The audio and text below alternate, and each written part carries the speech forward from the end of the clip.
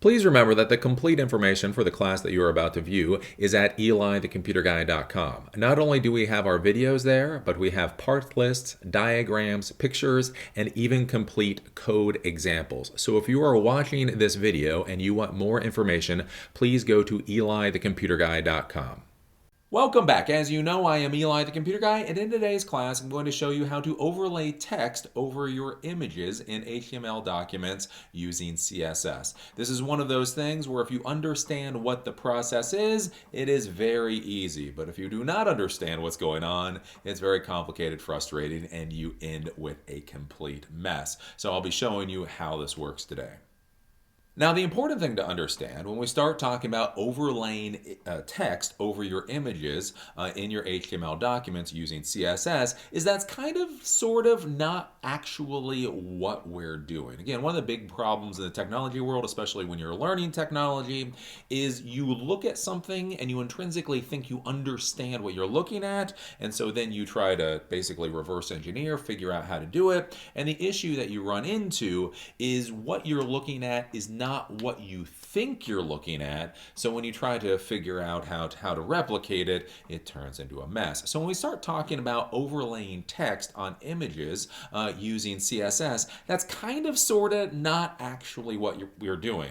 Now, don't get me wrong. When you look at a web page and there's an image and there's text over it, obviously the text is overlaying the image. But there's a little bit more going on than you may understand. What's really happening here, and this is the way to think about it, is that you're actually creating a canvas. You're creating a canvas, and then you're positioning things within that canvas to present an image with overlay text. So what happens is you create a div of a certain class. So you're going to create a div. It's going to have a certain size. It's going to be positioned, wherever on the page. And then from there, what you're going to do is you're actually going to add an image to that div. And so that image then has to be formatted properly to actually fit into that canvas, fit into that div that you've created. And then past that, when you're going to be adding the text, you're essentially then going to be adding text at specific positions in the div, right? In that canvas that you've created. So you're going to say from the top or from the bottom, from left, wherever, this is where I want the text to start being printed. So realistically, you could take the image away completely and still you could simply position the text within the div, basically on this canvas, however you want. But what we're doing is we're putting essentially the image as a background, and the text will be over top of it, and so therefore it seems, and it is, that the text is overlaying the image. So it's important to understand what we're really doing here is we're positioning the text within the container, within that div that we've created that happens to also have an image, right? So with that, let's go over to the computer so I can give you a demonstration and show you how this works. So here we are at my demonstration machine. Again, I'm using a MacBook, so I use TextEdit to write these two files, but all you need is an ASCII text editor in order to write these basic types of scripts. So if you're in the Windows world, you can use Notepad. Again, the Mac world, you can use TextEdit. If you're in the Linux world, you can use gedit, Nano, Vim, whatever it is that you want. So the two files that I created today is I created one file called overlay.html. So this is the document that will open up in your web browser. It can be named whatever you want as long as the end is either .html or .html. It is then going to be pointing to a style sheet called overlaystyle.css, and this is where our styling is. Now, before we get into the actual code, let me show you the demonstration so that you understand what we're trying to accomplish today. And basically, this is the demonstration.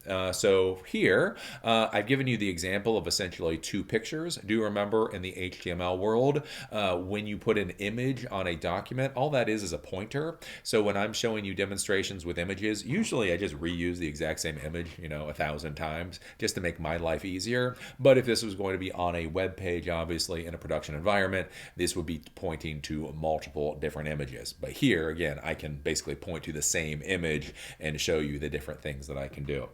So essentially here I have two images, and what I've done then is I've created a title. So basically I've created a title class, and here for that title class, the text is going to be white with a background of light gray. I've then said that basically there is a div. So what we have here is we have a div that I have centered on the page. And so within that div, I've said from the top and from the left, this is where the text should be printed. Then for the p tag, again, for like, let's say additional metadata down here, simply like taken, July 4th, 2011. This is an additional class. This is a different class. And basically I've just said from the bottom and from the left, this is where this should be printed out. If we go here and we take a look, I use an H2 tag, again, just as basically a different example. So you'll notice, again, since I'm using a class, I can use different tags in order to write out this text. It'll still be in the same position. It'll still have all the other default formatting. So that using an H2 tag, again, title, another cool pic, and then down here, again, let's say that's for when the picture was taken or whatever else. This is really kind of cool here because what you can do is you can have the image. So the image itself, this can be a hyperlink. You know how you can create hyperlinks out of almost anything. So the image itself could be a hyperlink. And so this could be, let's say, the title of a blog post or the title of the image. This could be some metadata down here, basically to give you some additional information, maybe when it was published, category tags, that type of thing. Other things you can think about for overlaying text over an image. Now imagine if you had pictures that you were sending up to some kind of machine vision API or serverless architecture. That machine vision API would then give you tags of what it thinks is in those images. And so basically you could then create a web application where you see what the picture is, and at the bottom it could show you what the machine vision system tagged. What does that machine vision system thinks is in the picture. So you can do all kinds of stuff like that. But basically this is the example of what we're going to be doing today. So with this, in order to do it, again, we have two documents here.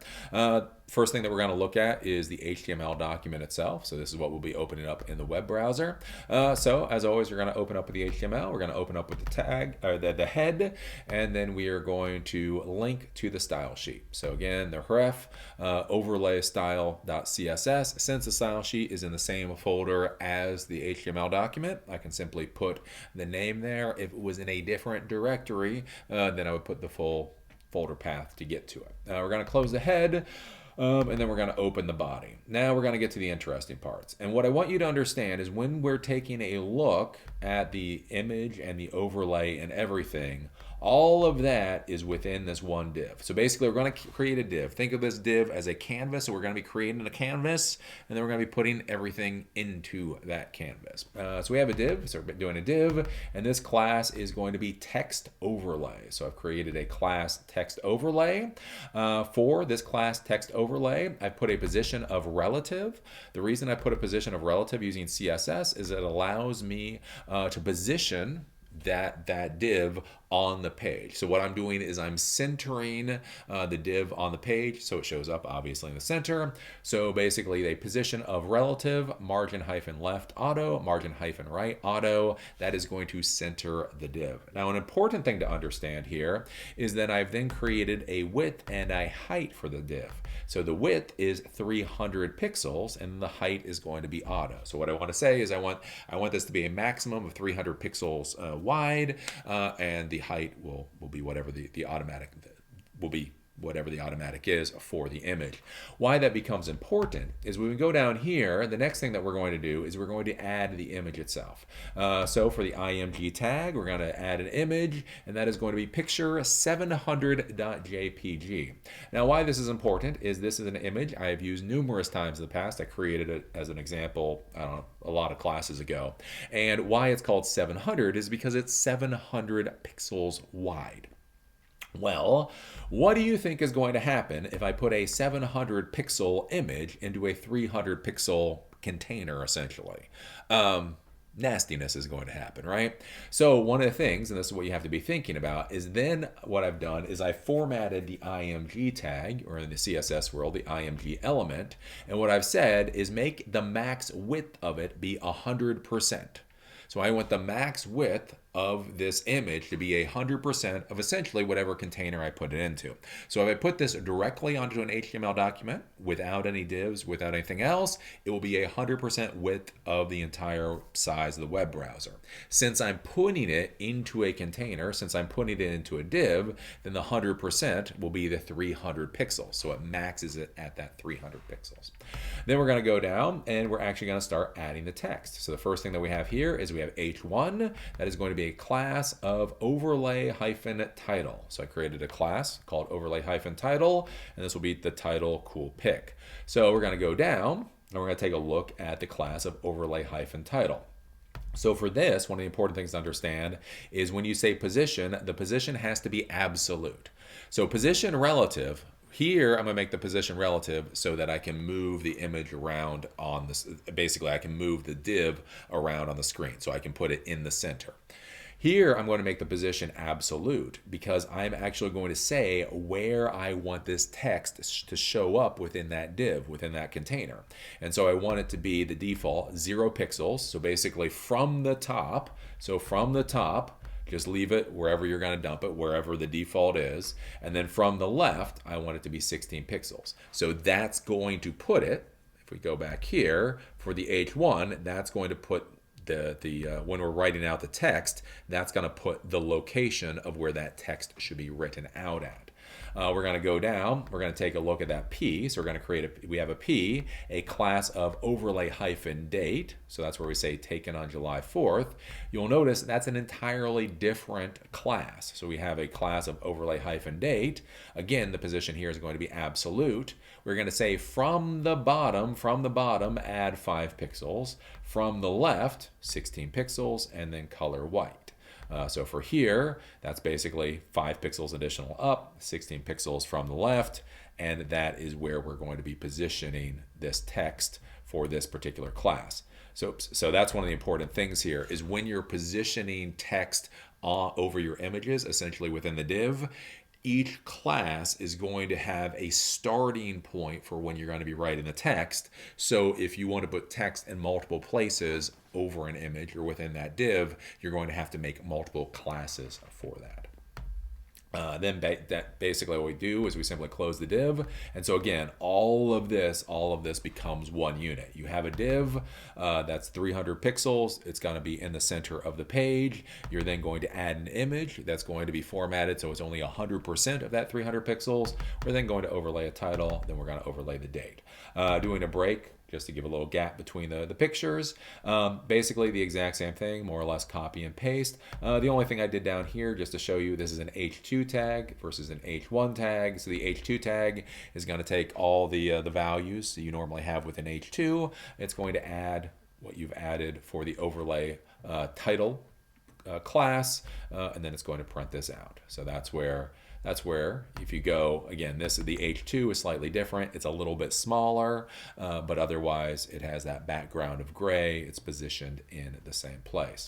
So with that, let's go over and take a look at the CSS just to explain this a little bit more, just again to reinforce things. So the first thing here, again, one of the things you need to be thinking about if you're going to be putting images within the container is, again, making sure your images are formatted properly to be able to fit in the container. If you have a 700 pixel image trying to go into a 300 pixel container, ugliness will ensue. So however you want to do it. So for here, I did a width of 100%. That makes my life easier because it auto formats the image if I change the size down here. So let's say I change the size here from 300 to 400 pixels. I hit File, I hit Save. I can go here, go to Safari, and then basically when I do a refresh, you'll notice that basically the image resizes into that container. I don't have to go back and modify the image size also. So again, that's one of the reasons why I did that type of thing. But basically, so again, you're going to do the width and you're going to do the height. Again, I did auto here so that it auto resizes the height along with the width, keeps everything into proportion. Then we're going to go down, again, the text overlay. So essentially this is creating the canvas. The position is going to be relative. So position is one of those things in CSS. Generally it's either right or it's wrong. And if it's right, it looks good. And if it's wrong, it's ugly as hell. So in order to be able to center this div, in order to center this canvas on the page, I need to make the position relative. If you make it absolute, it'll slam it all the way over to the left side. This is one of those things you can just play around with and see what works and see what doesn't for you. But again, if you want to center, or if you want to position the basically that div on the page, then you're going to need to make it relative.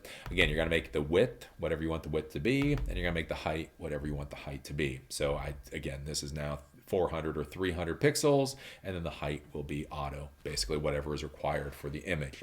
Then we're going to go down. We're going to take a look at that overlay title. So over here, we're going to notice that the position has to be absolute. So what we're saying here is that we're going to give an absolute position for where we're going to start writing the text. And so it has to be at that position. It absolutely has to be at that position. It's not relative. It's not all relative. Sometimes it's got to be absolute. So this is one of the things that can screw you up, is do remember, if you're going to be moving the image around, basically moving the canvas around on the page, the position for that has to be relative. But for whatever you're going to be positioning within that div, within that container, that does have to be absolute, because you actually have to give coordinates for where you want to start writing that text, or positioning whatever CSS thing you're positioning there. So over here, we're saying from the top, we want 0 additional pixels, and from the left, we're going to add 16 pixels. Again, color is going to be white, background color is going to be light gray. Overlay date, again, position also has to be absolute. Then from the bottom, we're going to add 5 pixels. From the left, the same 16 pixels, and color is white. Basically, to give you an idea of how this works, so let's say I want to change this to, let's say, 50 pixels. So I want to add 50 pixels from the bottom. I can hit File, I can hit Save. If we go over, we take a look at our demonstration, I can refresh, and now you see that that has moved up quite significantly. I can go back, change that to 5. Oh, I don't know, for the left, I could do like 60 pixels, I suppose, if I wanted to. I hit File, I hit Save. Again, I refresh, and now this has been moved over. So it's been brought down to that 5 pixels again, and it's been moved over to 60 pixels instead of 16 pixels. So again, you can play around with that kind of stuff. Again, remember, this is all based off of the class, so the position and everything else is based off the class. So if I go here, and let's say for this H1, I could theoretically change this back to, let's say, a P tag. So if I didn't want to do an H1 tag, I could do a P. I do File, I hit Save. I go back here, and when I hit refresh, now again, you can see that it's at the same position. So the position is based off the class, the color is based off the class, the background color is based off the class. So all of that is based off the class, but then now you have the formatting for whatever the default P tag is. So again, this is where you can also layer some CSS in there. So you could define what you want the P tag to be. You could make some other modifications there to make this look however you want to look.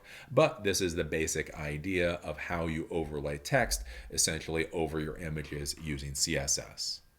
So now you know how to overlay text over images using CSS. Again, the important thing to understand here is what you're really doing is you're positioning text within a div, essentially within a container that you've created that happens to also contain an image, right? That's more how you're doing it. Again, one of the reasons people get confused is they think they're trying to position the text over the image file. So they're trying to figure out how the image file and the text relate to each other, and it kind of sort of doesn't. Basically, you have a container, you position the text within that container, and that container then also happens to have an image file in there. The important thing there to also realize is that you do have to format the image file itself properly, again, or you'll get a mess. If you try to put a 700 pixel image file into a 300 pixel container, basically, it's not going to work out so well.